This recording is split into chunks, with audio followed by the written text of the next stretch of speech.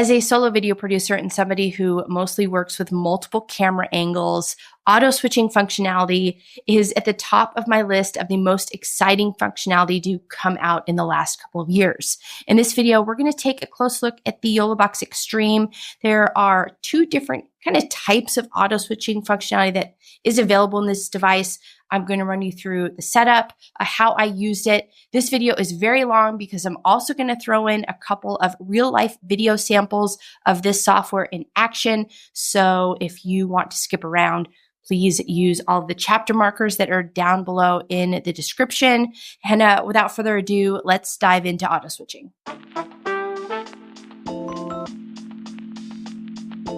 So if we look at the YoloBox Extreme, there's two different types of auto switching. You'll see Start Auto Switch right here. And then there's also something called Start Video Follows Audio.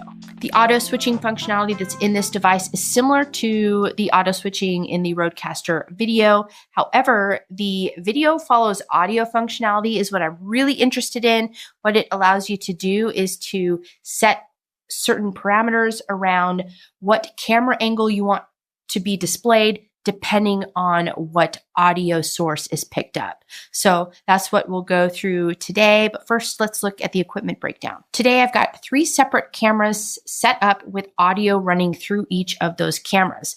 That means that when I attach my HDMI cable and run it from my camera to the YoloBox Extreme, it's sending 2 signals. It's sending both an audio and a video signal. So once all of my cameras are set up, now let's take a look at the interface. So here in the YoloBox Extreme, let's just click into Auto Switch. First, we want to select our video sources. You might have 10 cameras set up, but you only want to apply auto switching to 3 cameras. So all you do is you're just going to go in here and select the camera angles that you want to have displayed in the auto switch. So I'm selecting all 3 of my cameras, and now I'm going to go to this setting. You're going to see a little time option there. Each of these are set to 10 seconds. So this is where we start to get granular with the auto switching. This means that the program is set to spend a certain amount of time on each camera angle. So right now, I'm going to have all of my camera angles set up to 10 seconds. So after 10 seconds, it's going to switch to the next camera. After 10 seconds, to the next camera, and so on and so forth. Now, you can up or increase or decrease those times depending on what camera angle you might want to be displayed for the most amount of time. But you can also set each camera at different times. But today, we'll just keep each of these at 10. The loop means that you're going to continue to loop through all the cameras until you turn auto switching off. So you can either have this just go through once and then be done, or you can turn looping on and just have it to continue to go through all the angles. So I'm going to keep looping on. For the order, you can either do sequential or random. Sequential is camera 1, camera 2, camera 3. Camera 1, camera 2, camera 3. Sequential is going to, random is just going to be randomly selecting a camera angle and then displaying that camera angle for the pre-designated amount of time. So I'm just going to say random for this one. And then main video source, just let the program know which one is your main camera. In this case, we're just going to go with 5, whatever your main camera is. And then you can also select a specific time for that too. Or what I'll do is I'll just keep that off and then you don't have to worry about it. All right, once all of your settings are in place, then we're just going to back out of the auto switch settings section. And now I have this toggle. So if I want to turn auto switching on, I'm just going to toggle that on. On the left-hand side of the display here, you're going to see the switching happen as it rolls through either that random or sequential sequence that you selected. This is going to switch every 10 seconds. And then if I want to disable that auto switch, I'm just going to select disable. So that's as easy as that for the auto switching functionality in the YoloBox Extreme. I'm going to go ahead and play about 5 minutes of a sample recording that I recently did. This was a podcast recording with 2 guests. I did utilize 3 different camera angles, so you can watch for as long as you want and use the time codes below to skip to the next section. We're going to dive into video follows audio in the next section. Used to flood whenever there was monsoons, and so they put in miles and miles of drainage tunnels to eventually lead out towards Lake Mead. And so, especially when it's getting ready to rain, I mean, it's crisis mode on trying to make sure people get out of those tunnels because they lose a lot of lives when those rains come down. It's pretty sad. Recent graduate of Leadership Las Vegas. What's that? Yeah. It was a very cool program. It's based, or the Vegas Chamber of Commerce puts it on. We were the 25th class. So I got into it, a lot of community involvement. It's kind of behind the scenes access to a lot of cool stuff. And I think with what we do, we feel like we really know our city through and through. And then you go through something like this and you're like, oh, I didn't know anything. So it's a 10-month program. You start with a retreat up at Nellis Air Force Base for 2.5 days. You're staying on base, and which is super awesome. I've now been on the base twice in a year and never before. And then it's 10 months. Every month is a different subject matter, and you've got a 1-day mandatory session. But leading up to that session is a bunch of homework, and the homework is essentially really cool field trips.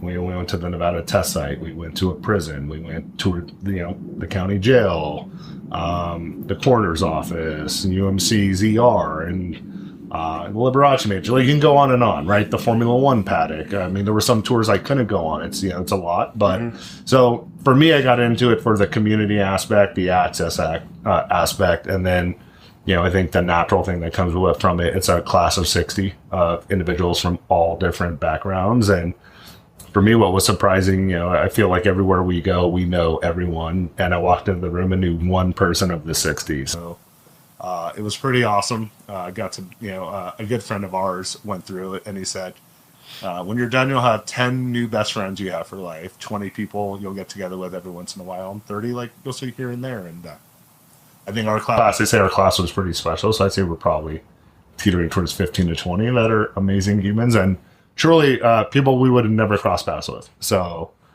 just today at Perspective, ran into 5 lions, right? And it's always fun to see them. Went out to dinner with a bunch of them the other night. And so, lion, like your class mascot? Yeah, so that's our class mascot. But I think what's interesting at this point in our lives, this point in our careers, to be thrown into a completely new group of humans, right, that you all have a common connection with, and built a pretty trusting, non-judgmental space with, that just doesn't happen. So priceless. It's been pretty cool, but at the same time, I'm happy to get some of my calendar time back. It was a big time commitment. You mentioned preview was today. What were some of the highlights? Perspective, yeah. Perspective, excuse me. Jeremy Guerrero, big economist in town.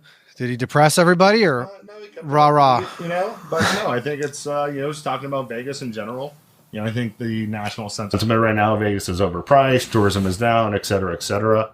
But we're a resilient town, and I think tourism, sure, numbers are down over a quarter basis, but activity, travel, et cetera, is still looking pretty good. I think, as our biggest obstacle on attracting big talent and companies here is an educated workforce, and so he touched on that a little bit. But in relation to the economy and tourism, et cetera, there wasn't too many negative points, not yet. You might be familiar with AFV. That's audio follows video. That means if you want to send an audio signal along with your video signal over an HDMI source, for example, well, then you're going to select AFV, and we saw that earlier on in the settings in the video. This is kind of a new term. It's called video follows audio. This is the auto switching functionality that I am most excited about. I don't think anybody else is really doing this. The Rodecaster video definitely does not offer this type of functionality. So what this means is you can set your settings up so that when the device detects a certain microphone or the audio, it's going to switch to whatever video source you have defined. Now, I like the idea of this because it's going to automatically cut like a podcast interview, for example. So if you have 2 people sitting at a table, when one person starts to speak, then the video is going to switch to their angle. When the other person speaks, then the video will switch to their angle. And then if both people are speaking, you can set it up so that there's a third camera angle or a specific camera that will be displayed if it detects multiple people speaking at the same time in those different audio sources. Anyway, I think it'll make a little more sense when we dive into the settings. Before we look at these settings, let's go back to the audio mixer settings page. What I want to do is I want to see where the audio levels are hitting. It's going to make sense here in a moment once we dive into these settings. So I normally run my clients through a quick audio test. I want to make sure that the audio is coming through as expected, but I'm also looking at the dB levels, and you'll see why here in a minute. So for this one, camera 6, we're hitting at, I don't know, minus 35 to minus 40-ish, generally speaking, on the microphone. Now, this mic isn't fully optimized, but by looking at the decibel levels, this is going to help with what I'm going to show next. So going back to the auto switch screen, let's go ahead and dive into Start Video Follows Audio. First up is the switch delay sensitivity. This is at 3. What I'm doing, because I like my switches to be snappy. As soon as somebody starts speaking, I want that camera angle to switch, and so on and so forth. Now, I do suggest that you do testing to see what could work best in your workflow. I'm setting this all the way to 10. It's from 1 to 10, so you can set that however you'd like. The minimum switch duration. So as soon as the camera angle switches, it's going to stay for a predetermined amount of time. In this case, 2 seconds. We'll just leave it for this example, but you can change that. And then this is the decibel threshold. This is why I looked at those audio levels first, because what I can do is I can set the minimum decibel threshold, basically saying if the audio levels reach this certain decibel, then I want you to switch the camera angle. So if somebody has a softer voice, then you can adjust accordingly. And a louder voice, again, you can adjust accordingly. And if you can remember, I'm going to set mine to minus 35 decibels. And now we'll go into choose audio sources. And keep in mind, I'm running both my audio and video signals through HDMI in this example. So today we have 3 camera angles, but I'm really only concerned about 2 audio sources on 2 of the cameras. So I am only going to select 2 of the sources. Those are the 2 microphones that are in front of the interviewees. And I'm going to leave that 3rd audio source blank because I don't need it to trigger a camera action or a switching action. So we'll just do those 2. And then you're going to see at the bottom of this screen, now I can map all of my different audio sources with whatever angle I want it to switch to. So in this case, for HDMI 4, I want that audio. As soon as that's triggered, I want that to go to camera 4, which is angle 4. So I'll select HDMI 4 there. For HDMI 5, same thing here. You have to scroll down. There's HDMI 5 in that setting. For HDMI 4 plus HDMI 5, what I can do here is I can set this to a 3rd camera angle. So if 2 people are speaking at the same time, meaning if I'm getting audio in 4 and 5 at the same time, this is when I might switch to a 3rd camera angle. In this case, I'm going to select none. The reason why is I did some testing and I did enable that 3rd camera angle to trigger anytime both people are speaking. I think that YOLO Live or the YoloBox Extreme, I think the functionality is getting there. It's not quite desirable for what I'm looking for. So for today, we are just going to look at triggering 2 separate audio signals using 2 separate cameras, just so you can kind of see what that flow looks like. And that's what we'll be doing today. And then if there's silence, if nobody's speaking, you can also select that switching action. So these are the settings that I used in the sample that you're about to see. Again, there's about 5 minutes of sample footage that I captured at a recent podcast recording, so you can see what that looks like. Use the time codes down below. You can watch as little or as much of it as you want, but you can fast forward to the next section. Once we see this sample, I'm going to talk a little bit about the YoloBox Extreme, and I'm going to compare it to the Rodecaster video. One-off company, they have 2 offices, okay. But when we're talking about, this 145 locations, I think that's close to 2.5 million square feet. And they're just shooting and, let's see if we can find someone in Albuquerque to help us. Scary. It's one way to do it. Yeah. It's not the best way. Probably not. Want to do some rapid fire takeawaways? I'll do whatever you want. How do you say no? It's pretty easy. I learned. Say no, you said. I did. And yeah. I mean, I think, when we first started getting going, we were on everything, right? We said yes to everything. And so when I got into SIOR, I said yes to being the head of the young professionals group. And then I said yes to being the head of the tech committee. And I said yes to this and yes to that. And it was actually that we were in DC for an SIOR conference. And I was teaching a class about LinkedIn offsite, like 20 minutes offsite. And I had an interview to be on the board of directors for SIOR. And so I'm like, I'm not going to make it back in time. And, so I let them know, hey, I'm running late. We'll have to reschedule for later in the day. And so later in that day, I walk into the room and it's a bunch of people I truly admire. I got to know a lot of these great people at SIOR, and they go like, hey, what happened earlier? And I said, I've realized I've overcommitted to this organization. And so I don't want to even interview for the board of directors. Like, it was that moment where I realized, like, man, you got to take time for yourself. You got to take time to focus on your business. Right. And so, the call I got yesterday about, being the president of this board, I'm like, that's a 3-year commitment that I don't really want to. You learn that later, by the way. Yeah. I'm like, I'm good. And he goes, you don't want to even think about it? I go, nope. Like, I'm good.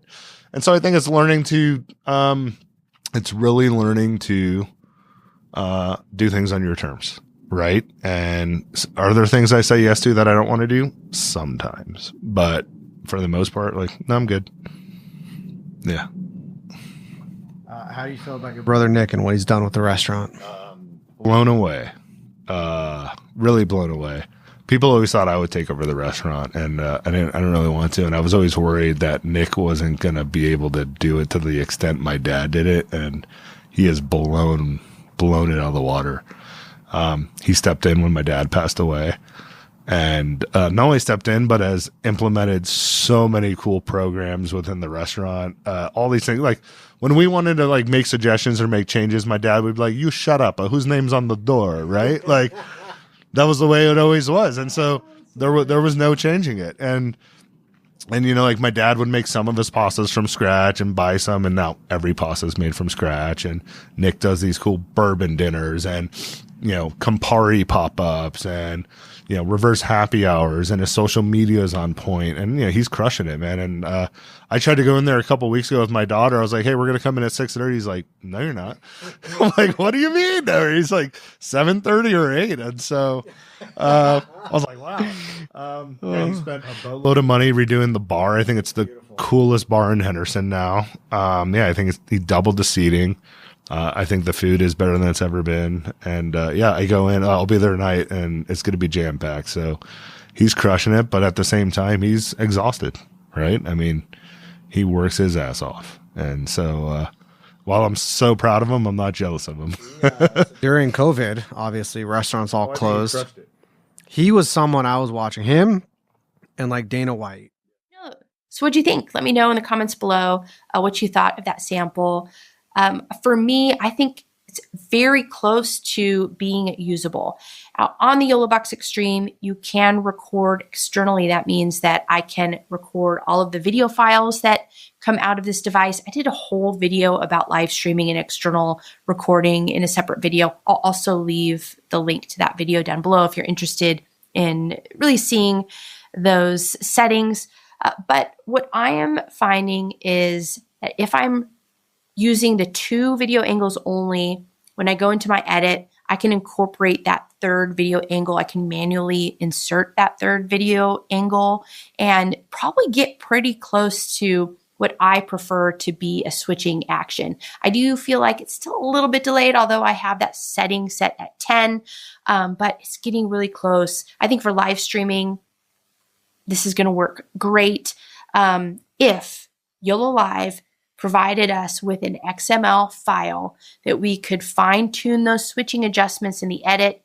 Ooh, chef's kiss, that would be the ultimate game changer. So YOLO Live, if you're listening, give us an XML file, please, for external recording. But either way, you can see that this live switching works pretty well. If we take a look at the auto switching video I did about the Rodecaster video, Well, I gave Rode this little piece of advice. It still felt very sporadic to me. Now, it would be nice if Rode gave us some sort of control over this algorithm. So you could maybe turn the slider up if you want the algorithm to be stronger or more accurate, and maybe turning it down if you want to be more creative in your switching, something like that. Revisiting the main screen, we have auto switching and we have video follows audio. So the Rodecaster video has the comparable auto switch functionality to the YoloBox Extreme. What it doesn't do, though, is it doesn't give you those fine-tuned controls of being able to set the time duration for each of your camera angles. The Rodecaster video, in fact, feels a little random when it's doing its switching. And if you saw by that feedback that I did provide to Rode, I requested a little slider. So that's what the video follows audio functionality actually does. It takes that auto switching functionality, it takes it to the next level, and it's allowing you to trigger a camera angle change based on audio. And as I mentioned before, although I feel like this functionality is almost there, it's so close. YOLO Live is moving in the right direction. I think that with a few more firmware updates, they're really going to be able to hone in on this technology.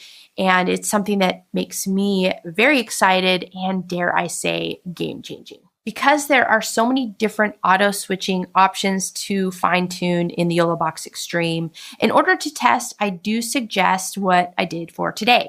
So on all of my camera angles, I did record those files internally to an SSD on each of the cameras. So I have audio and video running to all of my cameras. So I can use those files and I can edit from there. But also what I'm doing is, because I'm running those signals through HDMI input, the YoloBox Extreme, you can record externally to an SSD and make sure your SSD has enough memory to hold all the files. So today I captured a program file plus the 3 separate camera angle files. That's 4 files. You just want to make sure you have enough space on your external SSD. And then if we go back to the auto switching page, you're going to notice there's toggles. Once you have the settings all set up in your device, in order to turn on auto switching, you're just going to turn that on by selecting the toggle, or you can turn it off. Same with start video follows audio. You can turn that off and on, and you're going to continue to capture all of the files. Now, it will impact the program file only, so you'll still have those individual files. I also like to record this way so I have a backup of the recording just in case something goes wrong with an SD card. But anyway, that's how you can test. So during that podcast recording, I was able to go in and make changes to the settings and really test everything out. And that's kind of how I landed on what might work best for me. So if you're looking to test and land on what will work best for you, that is one way you can do it. So that's a wrap on auto switching with the YoloBox Extreme. Now you can see how those 2 options work. And let me know in the comments below, which one do you think you'll be using? Just the straight auto switching functionality or the video follows audio? Let me know. If you like this type of content, I invite you to subscribe. Thanks as always for tuning in, and I'll see you again in the next video.